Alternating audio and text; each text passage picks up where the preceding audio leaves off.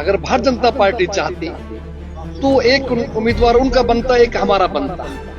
लेकिन भारतीय जनता पार्टी ने धनबल बाहुबल व्यक्ति को, विधायकों को प्रलोभन दिया गया, धमकियां दी गई, दबाव डाला गया, प्रशासनिक दृष्टि से अधिकारियों पर दबाव डाला गया और भारतीय जनता पार्टी के कारनामों से किस तरह से विधायकों की चोरी करना चाहते थे और 5 विधायकों को क्रॉस वोटिंग करवाई गई।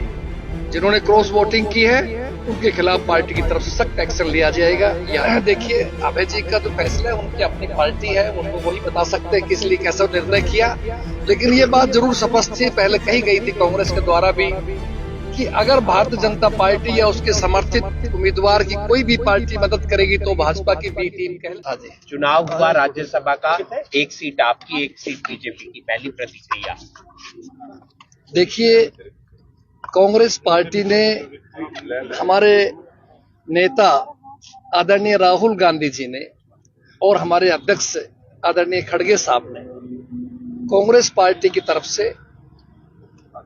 एक बहुत ही आम परिवार से, गरीब परिवार से, दलित परिवार के व्यक्ति को राज्यसभा का टिकट देकर के भेजा।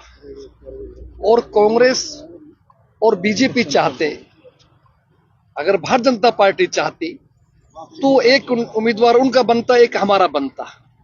लेकिन भारतीय जनता पार्टी ने धनबल बाहुबल व्यक्ति को, जो पैसे से साधन संपन्न व्यक्ति को मुकाबले में तीसरे उम्मीदवार के रूप में अपने समर्थन से खड़ा किया, ताकि वो दलित भाई, गरीब भाई देश की सबसे बड़ी पंचायत में न जा सके। और उसके लिए तमाम तरह की हथकंडे अपनाए गए।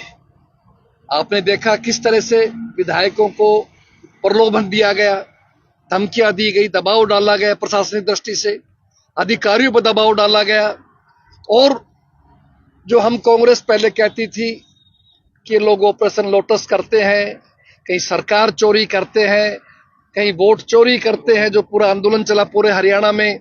और अब ये बात साबित हो गई है भारतीय जनता पार्टी के कारनामों से कि किस तरह से विधायकों की चोरी करना चाहते थे और 5 विधायकों को क्रॉस वोटिंग करवाई गई। जिन्होंने क्रॉस वोटिंग की है उनके खिलाफ पार्टी की तरफ से सख्त एक्शन लिया जाएगा, ये आप मान के चलिए।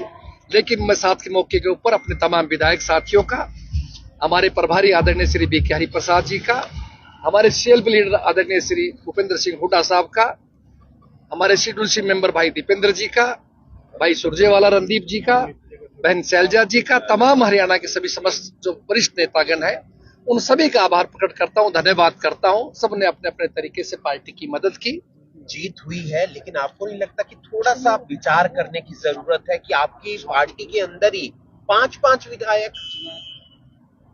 विचार इस बात ही करने की जरूरत है कि जो आज सत्ता के अंदर पार्टी है वो किस तरह से डेमोक्रेसी खत्म करने पर तुली हुई है। आप देखिए, स्वायत्त संस्थाएं खत्म हो चुकी है, कोई न्याय की उम्मीद नहीं करता कहीं भी आदमी। किस तरह चुनाव आयोग का क्या आपके सामने चल रहा है प्रोग्राम। एक प्रदेश के अंदर 9 अप्रैल को चुनाव है और काउंटिंग 4 मई को। 25-25 दिन इंतजार करना पड़ेगा लोगों को, ये कहां का न्याय है। लेकिन ठीक है, आपके सामने जनता देख रही है, सब समय आने पर चीज का जवाब देगी। लेकिन हरियाणा के अंदर जरूर मैं कहूंगा कि भगवान ने, परमात्मा ने बहुत बड़ी मदद की, न्याय हुआ। चाहे हम कम थोड़े वोटों जीतते हो, लेकिन जीत हो, ये जीत तो 1 वोट की जीत भी है। 28 वोट लेकर के हमारा उम्मीदवार आया है, चुनाव में विजयी रहा है और देश सबसे बड़ी पंचायत में गया है। गरीब आदमी, एक दलित का बेटा भेजा है, हमें खुशी है इस बात की। अभय चौटाला ने जो करा, उन्होंने वोटिंग नहीं की, आपको फायदा पहुंचाया था, जो बीजेपी को फायदा पहुंचाने की बात की? देखिए, अभय जी का जो फैसला है उनकी अपनी पार्टी है, वो तो वही बता सकते हैं किस लिए कैसा निर्णय किया। लेकिन ये बात जरूर स्पष्ट थी, पहले कही गई थी कांग्रेस के द्वारा भी, कि अगर भारतीय जनता पार्टी या उसके समर्थित उम्मीदवार की कोई भी पार्टी मदद करेगी तो भाजपा की बी टीम कहलाएगी। हो सकता है ये भी एक कारण रहा हो। अभय जी ने अपने आप को दूर रख करके इंडियन नेशनल कह रहे हैं कि आप की बी टीम है इनेलो। देखिए, वो अब कुछ भी कह सकते हैं, कोई किसी, सबको आजादी है कहने की। लेकिन हमारा इंडियन नेशनल लोकदल से राजनीतिक रूप से अलग अलग पार्टियां हैं, हमारा कोई संपर्क नहीं था, ना ही हमारे कहने से उन्होंने बाइकाट किया, उनका अपना निर्णय था। कुल 6 वोट रद्द हुए, जिसमें एक बीजेपी का हुआ। नहीं, 6 नहीं हुए, 5 वोट रद्द हुए हैं। परमवीर सिंह जी का भी हुआ। मैं वही पहुंच जा रहा हूँ आपको। हाँ जी। काउंटिंग से पहले 1 वोट उन्होंने शिकायत की थी जी। कि कांग्रेस के 2 उम्मीदवारों के वोटों की शिकायत है, कैंसिल होने चाहिए। हमने भी उनकी शिकायत करी कि अनिल विज जी का भी कैंसिल होना चाहिए।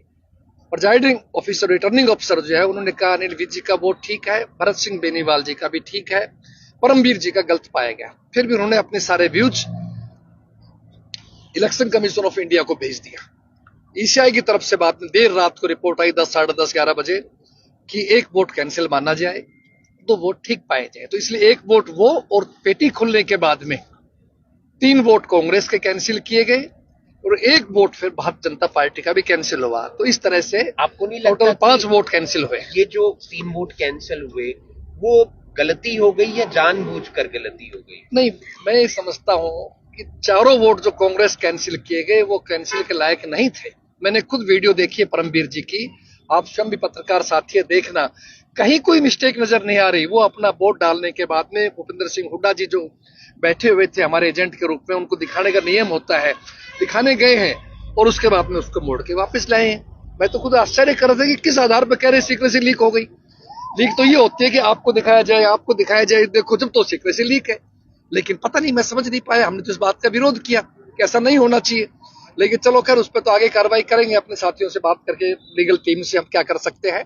लेकिन कुल मिलाकर के ये प्रजातंत्र की जीत है, संविधान की जीत है, बाबा साहब ने जो संविधान बनाया उसकी जीत है। राहुल गांधी तक मैसेज पहुंचा दिया है आपने कि ऐसे ऐसे विधायक कुछ बिल्कुल, गड़बड़ी तीसरी कर- आंख वहीं टिकी हुई थी। ऑल इंडिया कांग्रेस के प्रभारी हमारे इंचार्ज श्री पी के हरिप्रसाद जी वहां थे। एक एक चीज की खबर आदरणीय राहुल जी को, आदरणीय खड़गे जी के पास थी, और निश्चित रूप से जिन्होंने पार्टी के साथ गद्दारी की है उनके खिलाफ सख्त एक्शन लिया जाएगा।